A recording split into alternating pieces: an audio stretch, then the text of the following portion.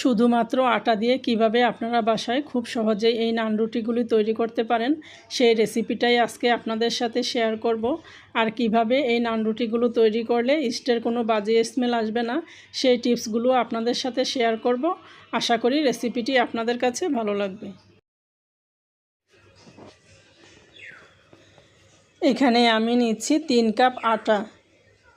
আপনারা চাইলে এই নান রুটিগুলো ময়দা দিয়েও তৈরি করতে পারেন, তবে আমার কাছে আটা দিয়ে তৈরি করলেই বেশি ভালো লাগে। এখন এখানে আমি দিচ্ছি পরিমাণ মতো লবণ আর আটাগুলো আমি একটু ভালো করে মিশিয়ে নিচ্ছি। এখন এখানে আমি দিচ্ছি 1 টেবিল চামচ ইস্ট, তার সাথে আমি দিব 2 টেবিল চামচ ঘি। এখানে ঘিয়ের সাথে ইস্টটা অ্যাড করার কারণে এখানে ইস্টের কোনো বাজে স্মেল আপনারা পাবেন না, খেতে একদম অন্য লেভেলের একটা টেস্ট হবে। এখন আমি সব কিছুকে একসাথে ভালো করে ময়ান দিয়ে দিব। হাত দিয়ে ডলে ডলে আমি ভালো করে ময়ান দিয়ে দিয়েছি। এখন এখানে আমি পরিমাণ মতো পানি দিয়ে একটা ডো তৈরি করে নিব। পুরো পানিটা আমি একসাথে দিব না, অল্প অল্প করে পানি দিয়ে আমি একটা সফট ডো তৈরি করে নিয়েছি।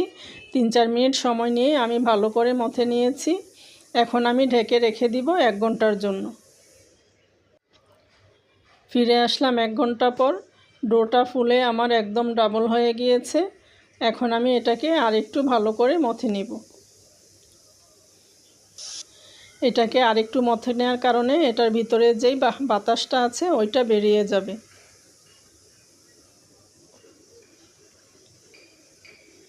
এখন আমি এখান থেকে পরিমাণ মতো ডো নিয়ে লেচি কেটে নিব। এইখানে 3 কাপ আটা দিয়ে আমি 5টা রুটি তৈরি করব। আপনারা চাইলে বাড়িয়েও করতে পারেন, আমি একটু ভারী করে তৈরি করব।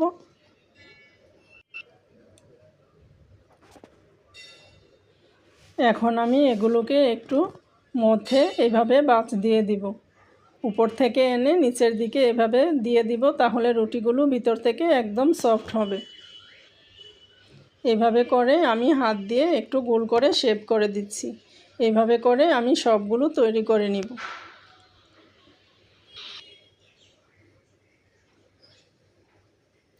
উপর থেকে নিয়ে নিচের দিকে এভাবে বাঁচ করে আমি একটু গোল করে শেপ করে দিচ্ছি।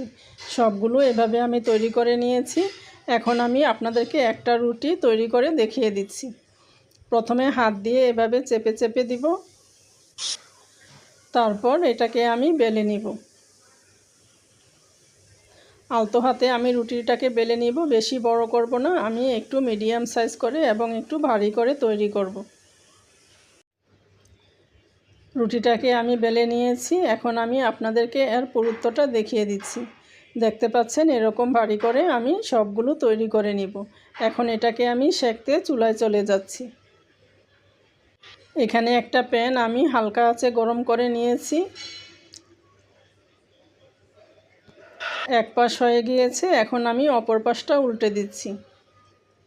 চুলার জালটা লোতে রেখে আমি একটু সময় নিয়ে চেপে চেপে রুটিগুলোকে ভেজে নিব, কারণ আমি এগুলো একটু ভারী করে তৈরি করেছি। যদি চুলার জালটা বাড়ানো থাকে তাহলে উপর দিয়ে কালার চলে আসবে আর ভিতর দিয়ে কাঁচা থেকে যাবে।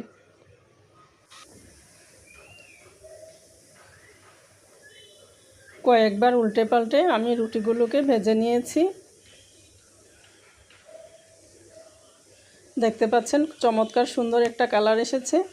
রুটিটা আমার ভাজা হয়ে গিয়েছে, এখন আমি উঠিয়ে নিচ্ছি। সবগুলো রুটি আমি এখানে তৈরি করে নিয়েছি। এই রুটিগুলো তৈরি করার সময় আপনারা যেই বিষয়গুলো খেয়াল করবেন, এগুলি ময়ান দেওয়ার সময় ঘি দিয়ে ময়ান দিবেন, তাহলে ইস্টের কোনো বাজে স্মেল আসবে না। আর ডোটা তৈরি করে আপনারা কমপক্ষে 1 ঘন্টা রেস্টে রেখে দিবেন, তাহলে একদম পারফেক্টভাবে রুটিগুলো ফুলে উঠবে। আর ভাজার সময় আপনারা রুটিগুলো একটু লো আছে কয়েকবার উল্টে পাল্টে সুন্দর করে ভেজে নেবেন, তাহলে দেখবেন আপনাদের নান রুটিগুলো একদম সুন্দরভাবে তৈরি হয়েছে, একদম সফট। এই রুটিগুলো তৈরি করে আপনারা নিহারি বা যে কোনো মাংসের সাথে সার্ভ করতে পারেন। আশা করি রেসিপিটি আপনাদের কাছে ভালো লেগেছে। সবাই ভালো থাকবেন। আল্লাহ হাফেজ।